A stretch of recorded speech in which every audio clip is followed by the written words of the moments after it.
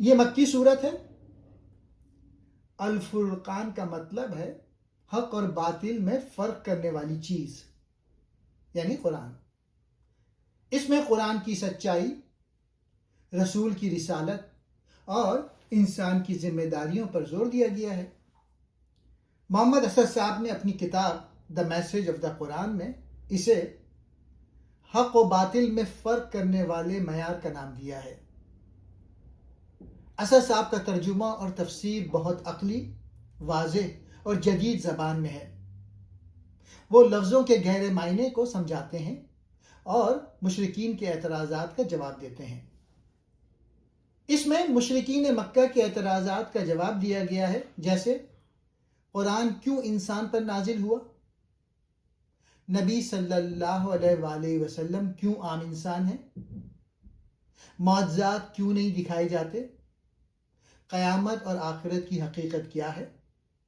آخر میں اللہ کے سچے بندوں کی خوبصورت صفات بیان کی گئی ہیں۔ پہلا پوائنٹ، الفرقان کا مطلب۔ محمد اسد کے نزدیک الفرقان کا مطلب صرف قرآن نہیں بلکہ حق و باطل کے درمیان فرق کرنے والی کسوٹی ہے۔ یہ وہ معیار ہے جو انسان کو بتاتا ہے کہ سچ کیا ہے اور جھوٹ کیا، تاکہ وہ اپنی زندگی کے فیصلے درست بنیادوں پر کر سکیں۔ دوسرا پوائنٹ، وحی اور انسانی عقل۔ محمد اسد اس بات پر زور دیتے ہیں کہ اللہ نے انسان کو عقل دی ہے، لیکن وحی یعنی قرآن اس عقل کی رہنمائی کرتی ہے۔ اعتراض کا جواب، کفار مکہ کہتے تھے کہ محمد صلی اللہ علیہ وآلہ وسلم بھی ہماری طرح کھانا کھاتے ہیں اور بازاروں میں چلتے ہیں، تو وہ رسول کیسے ہوئے؟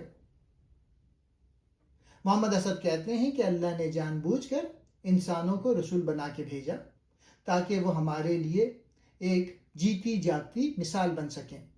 اگر کوئی فرشتہ آتا تو ہم کہہ دیتے کہ وہ تو فرشتے ہیں، ہم اس جیسی نیکی نہیں کر سکتے۔ تیسرا موضوع، کائنات میں توازن۔ اس صورت میں اللہ کی قدرت کی نشانیاں بیان کی گئی ہیں، جیسے سائے کا پھیلنا، دن اور رات کا آنا۔ محمد اسد کے مطابق یہ کائنات کوئی حادثہ نہیں ہے، ہر چیز ایک خاص مقدر اور توازن کے ساتھ بنائی گئی ہے۔ یہ نشانیاں انسان کو یہ سوچنے پر مجبور کرتی ہیں کہ اس کائنات کا ایک خالق ہے جس کے سامنے جواب دہ ہونا ہے۔ چوتھا موضوع، اللہ کے نیک بندوں کی صفات۔ سورت کے آخری حصے میں محمد اسد ان لوگوں کا ذکر کرتے ہیں جنہیں اللہ اپنے بندے کہتا ہے۔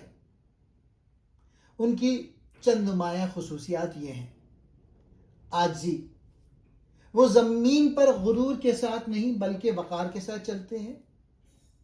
برداشت، جب جاہل لوگ ان سے الجھتے ہیں تو وہ لڑنے کے بجائے سلام کہہ کر الگ ہو جاتے ہیں۔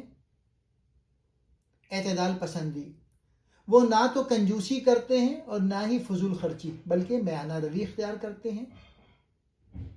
توبہ، اللہ کے ہاں واپسی کا راستہ ہمیشہ کھلا ہے، بشرط یہ کہ انسان اپنے عمل درست کر لے۔